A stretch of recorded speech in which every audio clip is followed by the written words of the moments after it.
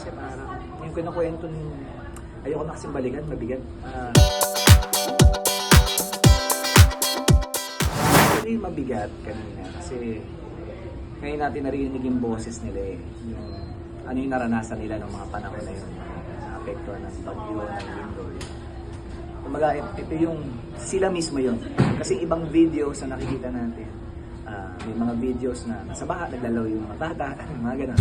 Yung iba, parang kahit anong pagdaanan ng Pinoy, kaya natin. Parang ganun lagi, di ba? Ito kasi, ito yung hindi natin napapanood. Ito yung hindi natin siguro iba, hindi na interview. Ito kasi, tusok sa puso. Kasi parang, yung kinukwento ng ayoko na kasing balikan, mabigat. Yung kinukwento ng isang nanay, paano yung ginawa. Kasi, nire-refresh natin. Pero,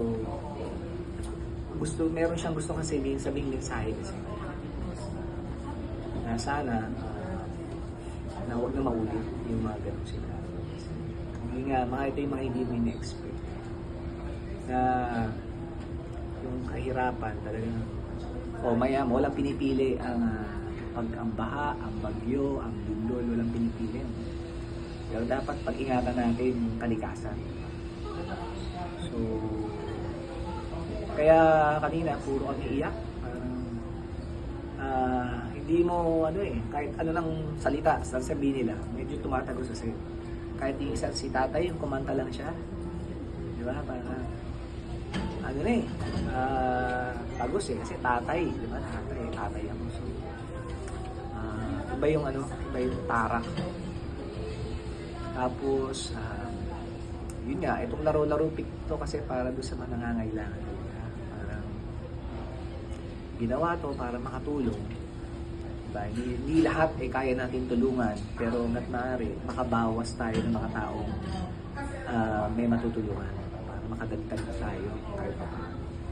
So, yun siya. Yun experience na to. Pero ang sarap na makita silang sumaya kahit pa paano. Diba, pananalian, nakalimutan nila yung mga pinagdadaanan ng personal sa buhay ng mga Pinoy. Kumbaga, ito yung ginagawa natin para ma-entertain sila kahit pa paano.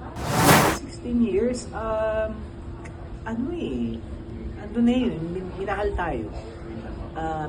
tayo, in-embrace tayo ng madlang people. Sa sobrang daming pinagdaanan ng Showtime, ng ABS-CBN, yung mga host na isa na ako doon, marami pinagdaanan, pero hindi sila bumitaw. Yung parang kasama na kami nila sa tanghalian nila na para sumaya. At yun ang hinuhugutan namin ng saya at inspirasyon para mas pagandahin pa namin at mas galingan pa namin at mas gawin pa natin lahat para mas tumagal pa yung show at mas kumanda pa yung show. Siguro yun para sa akin. Ang Showtime family kasi yan yung tinatawag natin walang iwanan. Kami yung mga pinaka-down ng buhay natin. Lagi sila pero kasasandalan. Yung pagkailangan mo ng tulong, andyan agad sila para bumawi.